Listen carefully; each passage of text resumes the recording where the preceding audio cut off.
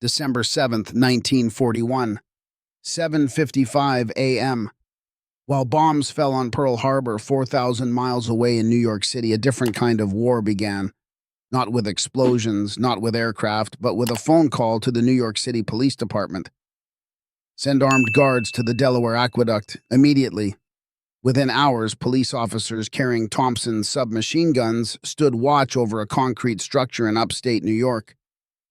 They would remain there in rotating shifts for the next 4 years. Their orders were simple: shoot anyone who approached without authorization. The target they protected wasn't a weapons facility, wasn't a military base, wasn't a port or an airfield. It was a water tunnel.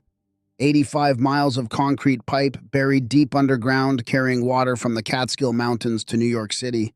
This is the story of how America's largest city became vulnerable the moment the first bomb fell on Hawaii, and why the U.S. government concluded that destroying 8 million people didn't require a single aircraft, a single bomb, or a single soldier setting foot on American soil.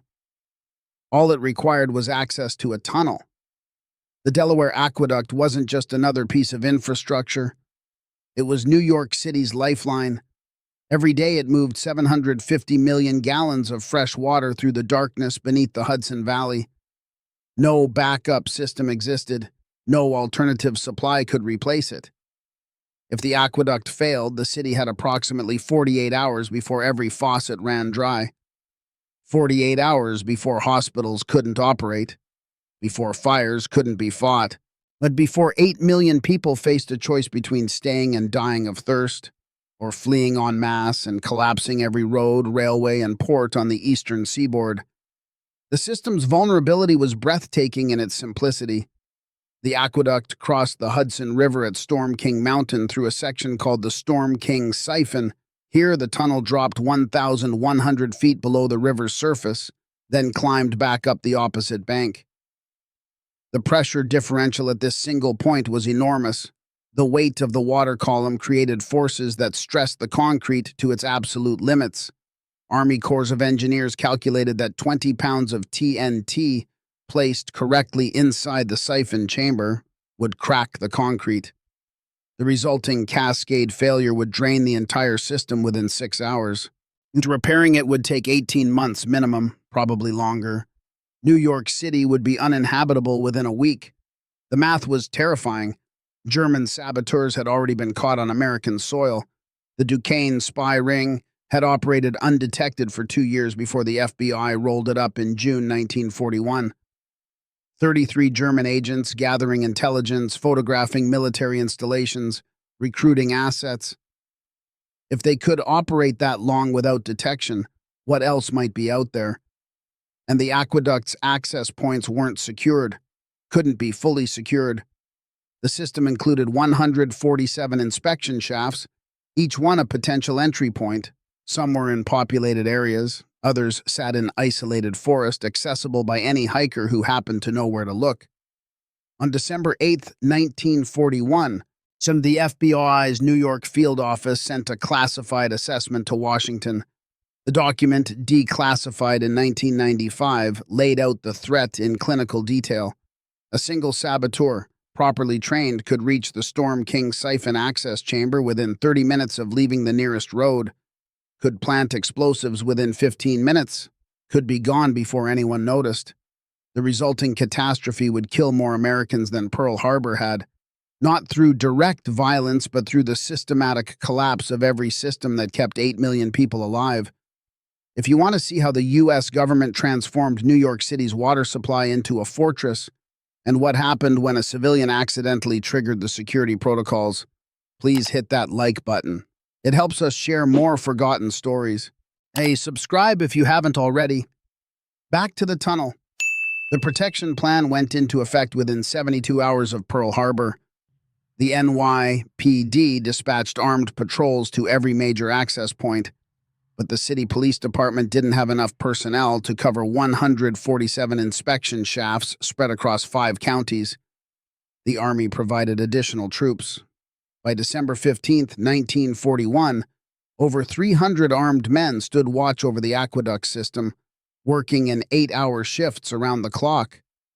At Storm King, The most vulnerable point, the security was absurd in its intensity. 4 guards, minimum at all times, 2 outside the access chamber, 2 inside, sitting in the darkness beside the inspection shaft, listening to millions of gallons of water rushing through the concrete below their feet.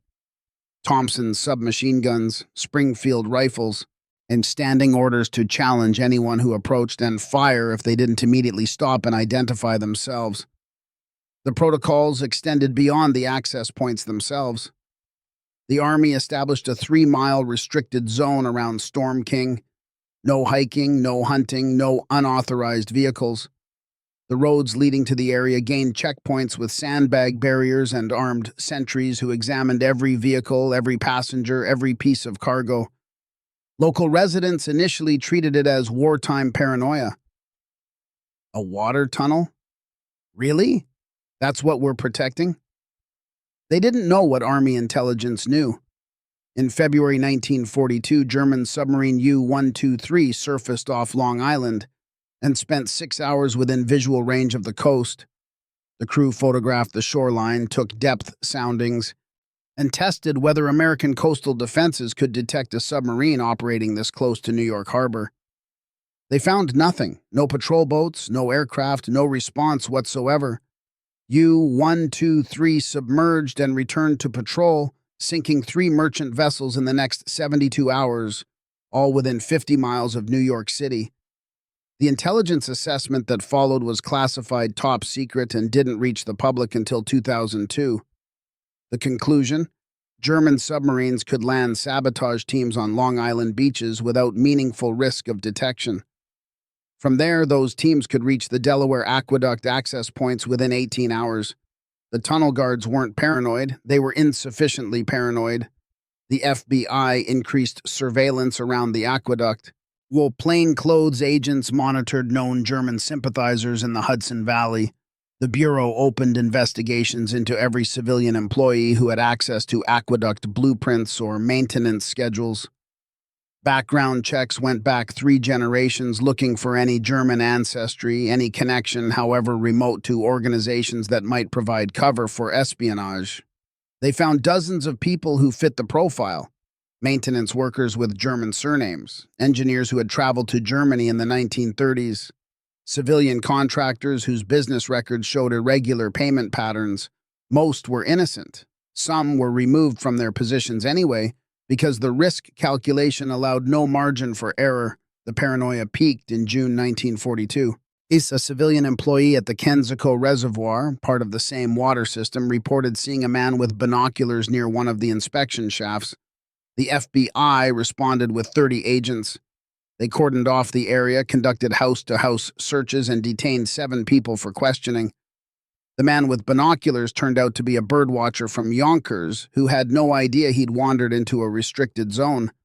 The FBI held him for 16 hours before confirming his identity. No apology, no explanation, just a warning that if he ever approached the water system again, he'd be charged with espionage. The incident illustrated how the security protocols had transformed ordinary infrastructure into military targets by treating them as such. The guards weren't protecting the tunnel from saboteurs, they were protecting it from everyone, and because everyone was potentially a saboteur until proven otherwise. The cost was enormous. The NYPD spent $4.2 million between 1941 and 1945 on aqueduct security alone, equivalent to roughly $75 million today. The Army's costs were never fully disclosed, but certainly exceeded that. 300 guards working in shifts for 4 years. Ammunition, equipment, transportation, administration. The price of keeping New York City's water supply secure consumed resources that might have gone to actual combat operations. But the alternative was unacceptable. Losing New York City, even temporarily, would have crippled the Allied war effort. The port handled 40% of all military cargo leaving the United States. The industrial capacity in the region produced everything from uniforms to landing craft. The financial institutions that funded war production were headquartered in Manhattan. If New York fell silent, the logistics chain supplying Britain and Russia would collapse within months. All of that hinged on water continuing to flow through an 85-mile tunnel that most New Yorkers didn't even know existed. The guards remained in place until September 1945. After Japan surrendered, the Army withdrew its personnel within 2 weeks. The NYPD maintained reduced patrols until December, then stood down completely. The Storm King access chamber returned to being an unremarkable concrete structure in the woods, visited only by maintenance crews conducting routine inspections. No saboteur ever approached it, no attack ever materialized. The 300 guards spent 4 years protecting a target that no enemy ever targeted. Yeah, but that's not the same as saying the threat wasn't real. Declassified Abwehr documents, German military intelligence, show that the Wehrmacht absolutely knew about the Delaware Aqueduct. They had obtained copies of the construction blueprints in 1938 through entirely legal channels when German engineers toured American public works projects as part of a technical exchange program. Those blueprints included detailed drawings of the Storm King siphon, complete with stress calculations and pressure specifications. The documents show that German intelligence analyzed the aqueduct as a potential sabotage target as early as 1940, 18 months before Pearl Harbor. They identified the same vulnerabilities the U.S. Army later identified. They calculated the same explosive requirements. Yes, they reached the same conclusion about catastrophic failure potential.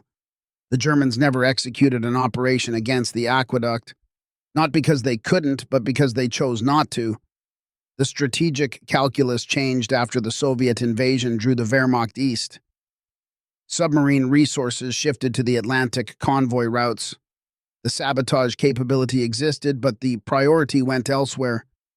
The tunnel guards didn't know this, couldn't know it. They spent 4 years standing watch over a target that existed in enemy planning documents, that had been analyzed and prioritized and ultimately deprioritized in favor of other objectives. They protected something that was genuinely vulnerable from an attack that was genuinely planned but never genuinely attempted. That's the nature of successful deterrence. It looks, in retrospect, like overreaction, like paranoia, like wasted resources protecting something that was never actually in danger. But the danger was real. The blueprints prove it, the calculations prove it, the capability existed, the intent existed, the opportunity existed. What didn't exist, what the guards created through their presence, was the certainty that such an attack could succeed. 20 pounds of TNT could have destroyed the aqueduct, but getting those 20 pounds to the right location at the right time without being detected by guards who were waiting specifically for someone to try exactly that, the operational complexity exceeded what German intelligence considered achievable. The guards won by making the target too hard to hit, not impossible, just hard enough that other targets became more attractive.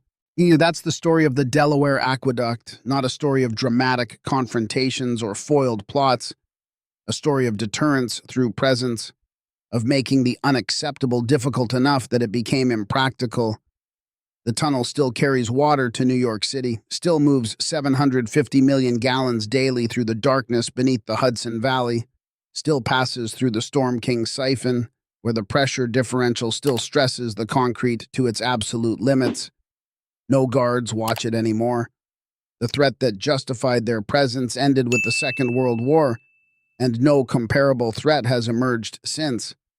But for 4 years, 300 men stood watch over 8 million people who never knew they were vulnerable. And because those men stood watch, those 8 million people never had to learn what vulnerability meant.